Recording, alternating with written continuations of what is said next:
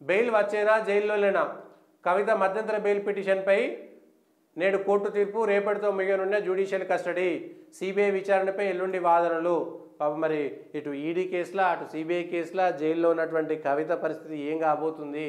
తెలంగాణ ప్రజలు 1000 కళ్ళతో ఎదురు చూస్తున్నారు, కవిత వస్తుందా రాదా పాపం అని.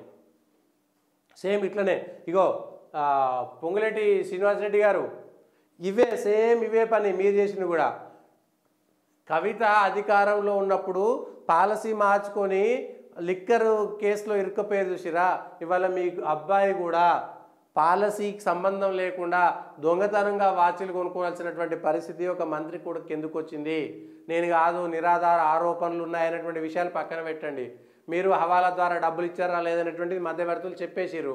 వాళ్ళ 4 తన్ని తగిలిస్తే వాళ్ళే నిజాలు చెప్తారు. అప్పుడు ఒప్పుకోక తప్పదు. ఎందుకంటే 2 కోట్లు పెట్టి డబ్బులు కొనేటువంటి స్తోమత చాలా తక్కువ మందికి ఉంటుంది. 2 కోట్లు పెట్టి వాచ్లు కొనేటువంటి. సేమ్ కవిత కూడా ఇట్లనే జైల్లో ఉండి మళ్ళీ మేము ఏం చేయాలని. రేపు పొద్దుగాల ఈ కస్టమ్స్, ఎక్సైజు లేదంటే ట్యాక్స్ రూల్స్ ప్రకారము మీరు హవాలా డబ్బులు పంపిస్తే హవాలా డబ్బులు ఎక్కడికి వెళ్ళి వచ్చినాయని ఎన్ఫోర్స్మెంట్ డైరెక్టరేట్ మళ్ళీ లోపలికి వస్తుంది.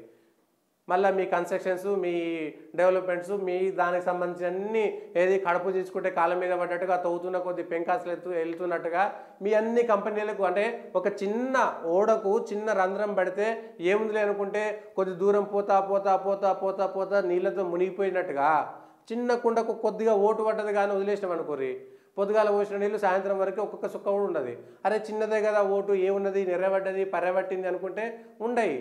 నీళ్ళ చుక్క చెమ్మ చెమ్మ చెమ్మ బయటికి వెళ్ళిపోతే నీళ్ళు కారిపోతాయి. అట్లనే మీరు చేసిన చిన్న చిన్న పనులు అనుకుంటారు కానీ చిన్న పనులు కాదు. 15-20 లక్షల ట్యాక్స్ ఉంటుంది నాకు తెలిసినంత వరకు ఈ 2 కోట్ల వాచీలకి. కనీసం ఆ 15-20 లక్షల ట్యాక్స్ ఎగ్గొట్టారంటే చాలా పెద్ద అది.